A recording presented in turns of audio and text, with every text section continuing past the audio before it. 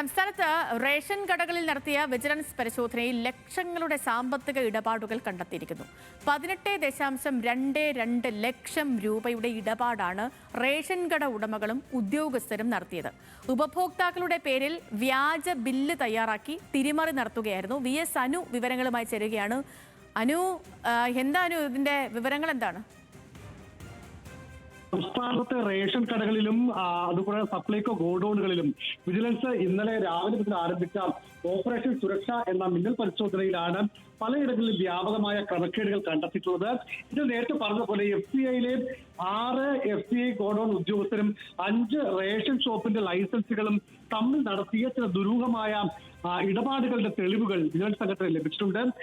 ഈ ഉദ്യോഗസ്ഥരും ഇടപാടുകാരും തമ്മിൽ 18,22,000 രൂപയുടെ ഇടപാടുകളാണ് നടത്തിയിരിക്കുന്നത്. ഇത് എന്തുകൊണ്ട് ഇങ്ങനെ പൈസ സാമ്പത്തിക ഇടപാട് നടത്തി എന്നതിന് വ്യക്തമായ മറുപടി അവർക്ക് നൽകാൻ വേണ്ടി കഴിഞ്ഞിട്ടില്ല. മാത്രമല്ല, പല റേഷൻ കാർഡ് ഉടമകളും ഈ ഉപഭോക്താക്കളുടെ പേരിൽ വ്യാജ ബില്ലുകൾ ഉണ്ടാക്കി മറച്ചു നിൽക്കുന്നതായിട്ടുള്ള തെളിവുകൾ അന്വേഷണ സംഘത്തിന് ലഭിച്ചിട്ടുണ്ട്. തിരുവനന്തപുരം, കൊല്ലം, പത്തനംതിട്ട ഒട്ടുമിക്ക എല്ലാ ജില്ലകളിലും ഈ തരത്തിലുള്ള ഇടപാടുകൾ കണ്ടെത്തി. പല റേഷൻ ലൈസൻസുകളും ഉദ്യോഗസ്ഥരും തമ്മിൽ ഈ ഗൂഗിൾ പേ വഴിയാണ് പലപ്പോഴും ഈ പറയുന്ന